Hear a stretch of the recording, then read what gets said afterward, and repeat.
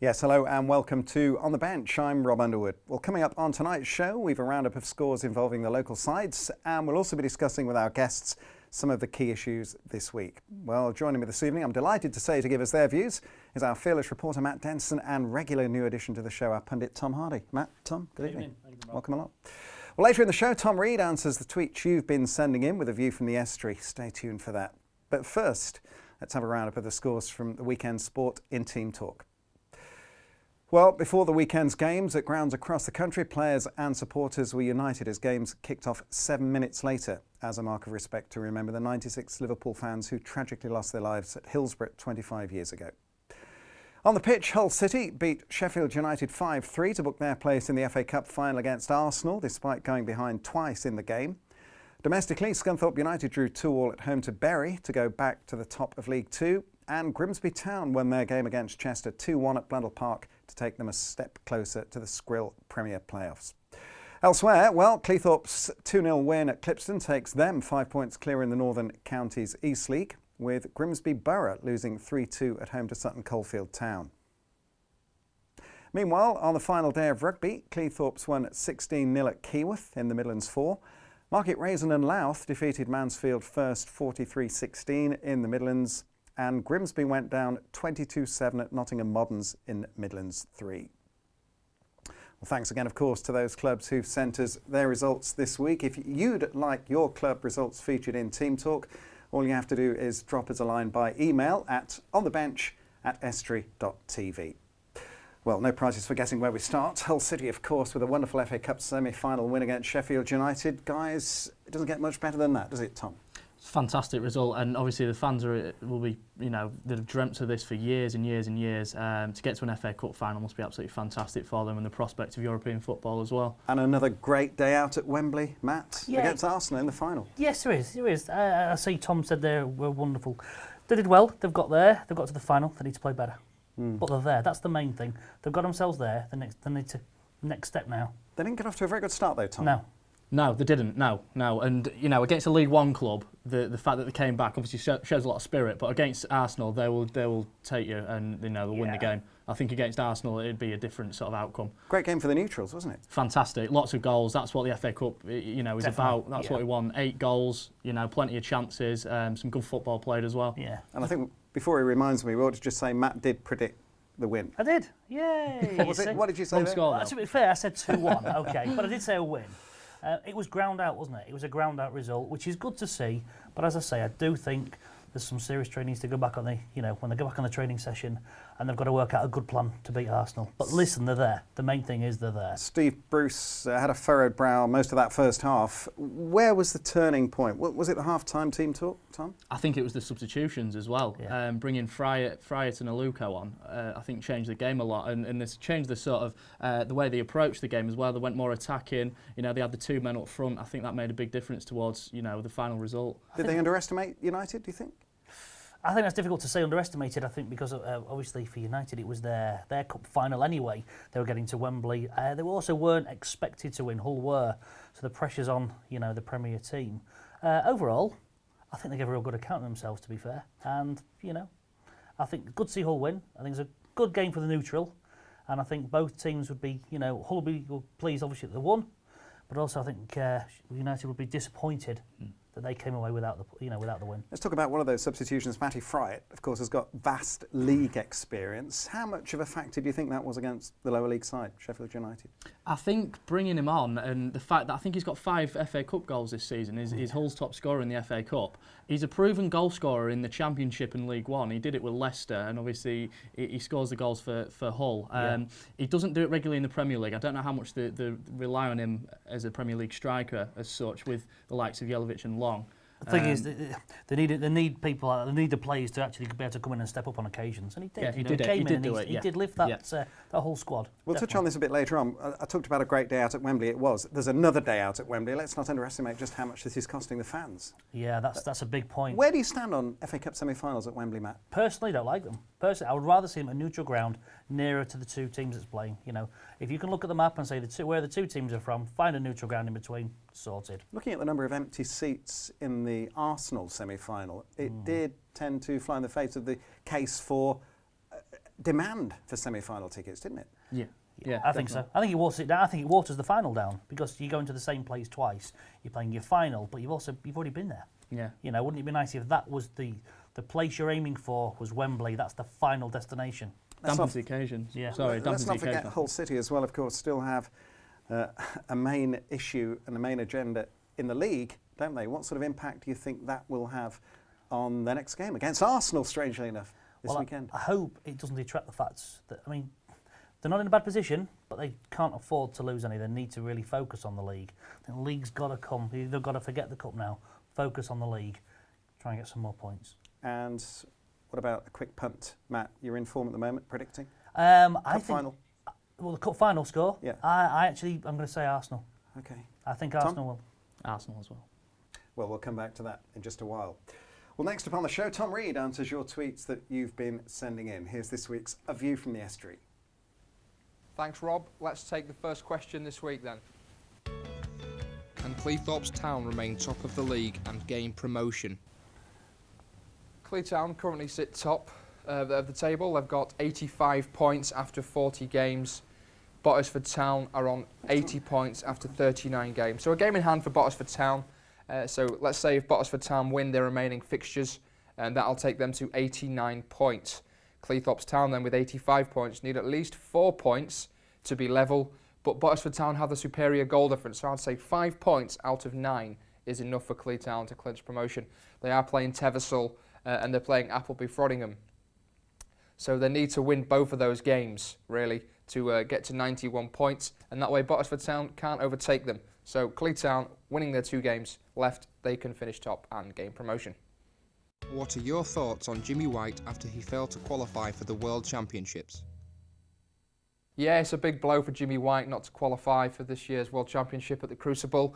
He last appeared there in 2006. That's a good 8 years, so he would have loved to have played there. But unfortunately, he's not going to be doing that. But at his age, he's 51, he's still highly ranked. He's ranked 61st in the world, which is still massive. That's better than players younger than him still. So he's still got a good shot on him. He's still a good player.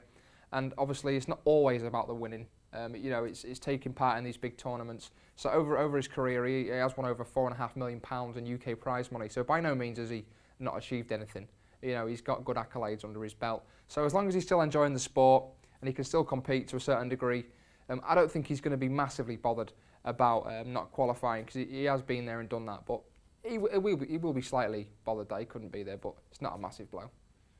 Can Hull City remain focused on Premier League survival despite progressing to the FA Cup final? Of course they can. If anything, I think the 5-3 win in the semi-final at the weekend is giving them massive confidence, scoring 5 goals at Wembley.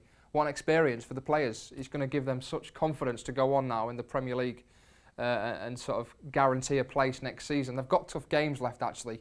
They've still got Arsenal, a dress rehearsal for the final. They've got Man United and Everton. And then I think they've got Fulham and Aston Villa. So there's 2 games there that they must take 6 points from. And I think if they can do that, they'll be safe on 42 points if they get that. Because there's about 5 teams, I think, still in danger. I think Hull is slightly above that danger. But just to be sure, I think Bruce would like 6 points. Of course, they'll be thinking about the final, but I think survival of the Premier League is within their reach, and then they can focus on that final. Thank you once again for your questions this week. If you want to send one into the programme, you can do so on Twitter at AskEstuary, or if you'd rather email, do so at onthebench@estuary.tv. Yes, thanks, Tom. Well, if you've any questions you'd like answering, that Twitter address, don't forget, is at AskEstuary. Alternatively, you can email them to onthebench@estuary.tv. Well, that's all for part 1. Of course, we'll be back in a few minutes again for part 2. Join us then.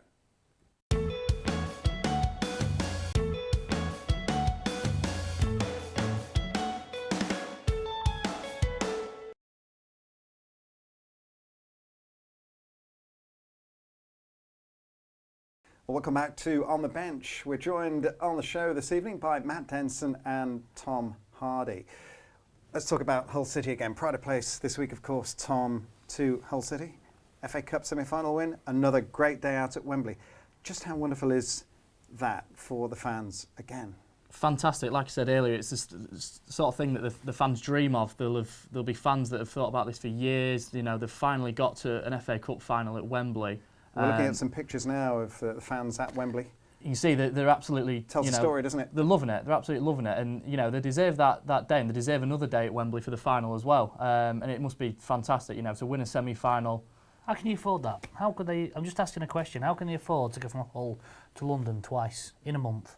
They probably can't, a lot of them. I mean, I think a lot of them have probably risked a lot of money for it. Yeah, I bet there's a lot of people that went to that game, the game at the weekend, that probably can't afford to go to the final. So you're saying they had to choose? I think so. They were gambling? I've got to say, I think so. And those that weren't there, gambling on saving their money for the final? Yeah, how much is it going to cost per person to get down to London with a ticket, with food, getting back?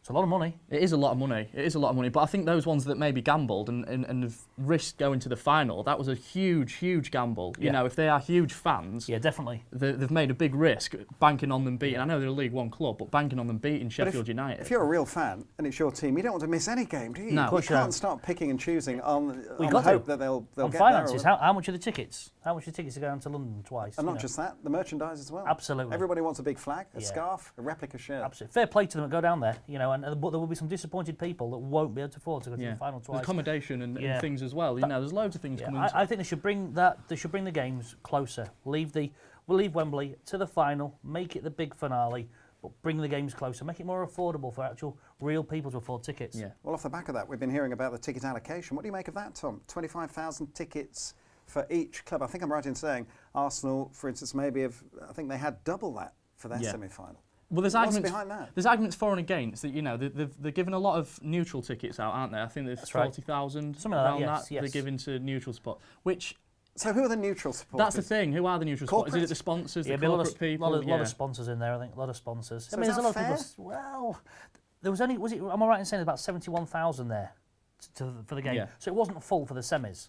So the last thing you want to do is to risk the fact that that's not going to be full for a final. But that means it's a jolly for fans who aren't supporting either Hull City or Arsenal. Is that really fair to either sector of fans? I think so. I mean, to be fair, KC Stadium holds, 20,000 people. Is it 20,000 people, KC? Around that. Yeah. So you got 20,000 there, another 5,000 people come along. Arsenal's got this. You need to fill a stadium to get that atmosphere. One thing about Wembley, it's a great stadium, but it wants to be only plenty of people there, and it's a big occasion. But the argument, Matt, is they've given a certain allocation for this semi-final, and you can say, well, Hull have only filled this many for the semi-final. Yeah. We'll give them this many for the final. But like we said a minute ago, there were the fans that maybe risked going to the final where they might not be able to get a ticket now. At the end of the day, from the corporate point of view, they want to fill that stadium. But the 20,000, 30,000 tickets that aren't going to Hull or Arsenal, that's depriving the real fan of a great day out. When's the next time Hull City are going to get to an FA Cup final? Absolutely, but it's corporate, isn't it? At the end of the day, bums on seats. They want the money. They do want the money, yeah. You're going to have your two sections of fans, and you're going to have your neutrals in there that's going to watch the game. And let's be fair, there'll be a lot of neutrals hopefully going to watch a good game. OK, well, let's just leave the FA Cup there a moment. Let's talk about other key matters. I'm sure fans of Grimsby Town will be equally concerned as to whether their team can cement that place in the playoff frame. Tom, can they? I think they can now. I think it's getting closer and closer to the time, but I think it's hard. It's hard to watch, I've got to tell you. I mean, I go to the home game, it's hard to watch. Why? Because you can see the other teams have always got a chance of getting a goal against Grimsby. Listen, as a game at the weekend, and you knew they were going to score at some stage, and in the end they did. We got. I'd like to say this is difficult because I'd like to turn around and go absolutely concrete. We're going to be in there, but I'm still sat here thinking there's always that chance we're just going to blow it. I'm sure we don't need to. Eyes would have been on the small matter of a result at Kenilworth Road. Yeah. Braintree Town. What a result for them that was, wasn't it? Great result, unexpected as well. I think, well, massively unexpected. I think Luton had started the party early, hadn't they? Definitely, I think so. Yeah, I mean, did take 10,000 fans there, 10,000 fans to actually, see them do it. Surely nerves kick in here, though, don't they? Yeah. Grimsby know deep down they've got enough, I'm sure, and they've got what it takes. But they're human players like everybody else, aren't they? Absolutely. There's a lot at stake. We had quite a few games in hands, and let's be honest with you, we've messed that up slightly. We could have been in a lot stronger position. I think a lot of it's down to mental. You think you've got the games in the bag, and you think you can know you're going to win against. I mean, who would predict that we lost against Woking? It's not, Who are the key players for you, Tom, that need to really perform? I think it's still, I said it a couple of weeks ago, Scott Kerr, he's got the experience, he's played, he's been and done it in this sort of level. He's just a good player as well. He's a good leader, and he keeps the sort of midfield ticking as well, I think. Yeah, I think we've got to have a bit more firepower. I think we've got to put some more chances away, take the pressure off us. OK, let's go to Glanford Park, Scunthorpe United. The record's still intact. Yeah, the record's still intact. Now, who had this statistic about a record for the most games? A new manager, was that you? New manager, yeah, it's for a new manager, isn't it? But I know the top of League Two now, but they'll be a lot further clear. Before the show, checked a stat. They have dropped 15 points this season from goals that they've conceded after 85 minutes. That's got to hurt. That's got to hurt. I mean, at the weekend against Bury, it was a 95th I can't believe you're minute. criticising Russ Wilcox and his defence. Yeah. Well, you can't, but surely it's the concentration. And they did it earlier on this season. They were 3-0 ahead of Dagenham and Redbridge, I think. Done fantastically well, haven't they? Yeah. Fantastically Yeah, they well. have, yeah. You know, there's no knocking them, but they are giving away silly goals right at the end that could put them out of sight. At what point does a manager prepare now for next? I mean, secretly they know they're going to go up. They must start preparing for next season now, and it is quite a gulf, isn't it? There is quite a gulf to It make can up. be. I think the squad that they've got now, though, I think would be is better than the side they had in League One last year. Yeah. They've got some good players. Paddy Madden, who's scoring in League Two, was a proven goal scorer for Yeovil in League One. You've got McSheffrey, you've got Canavan's a good centre half. Yeah. Murphin, the keeper Slocum, he's a good player. Let's talk as well. about Slocum. He's been key, hasn't he? He has, and he's put in some great performances, and the fans love him as well. Yeah. He's a local lad. He's done brilliantly for Scunthorpe. So it doesn't seem a need to strengthen anywhere from what you say. It's strong. I mean, there will be areas. The fans will say there are areas. There's always areas that Yeah. need to strengthen. But when you go up a league, you know, there's a lot that comes into it. I think what'll happen is the manager will concentrate on the league this season, but I think behind the scenes, the board will be preparing for next season. And what about the fans? Do they need to adjust their expectations as well? It's nice supporting a team who are riding high at the top of one division, isn't it? They go up and they could well be in the bottom third, the middle third.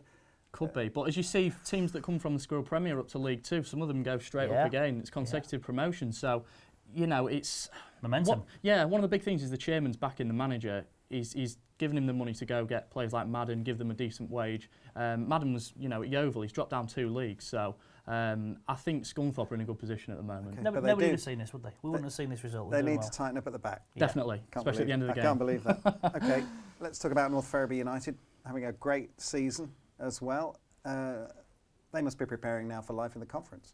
You'd have thought so. Yeah. It might be tricky in the conference, I think, 'cause some of the teams that you've got in there. If you look at the players they've got, they're going to have to. We just spoke about Scunthorpe needing to look at strengthening.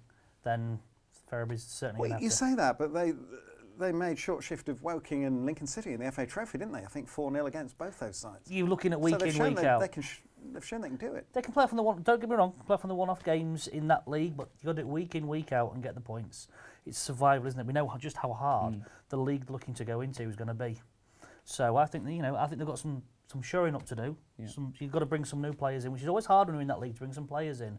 But I think they've really got to sort of finish the season strongly and hopefully attract some good players for next season. How good a season has it been for our region? Yeah. Hull City, Scunthorpe, Grimsby, North It's been Ferriby. strong, isn't it? Let's hope it's a good finish right to the end. Yeah.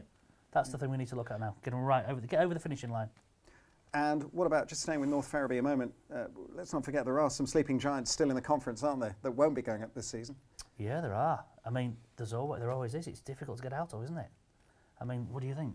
It's a difficult league. It's a difficult league. That's why teams like Luton I know Luton look like they're going up now, but they've spent so long in there. Absolutely. Wrexham, there's some big clubs that are still in there. Okay. So. Plenty still to talk about, plenty of the season left. Well, that's all we've got time for this week. Thanks again to Matt Denson Thank you. and to Tom Hardy. Thanks, guys. And, of course, to you, most importantly, for watching. Tune in next week for an excellent Easter special. Until then, bye-bye for now.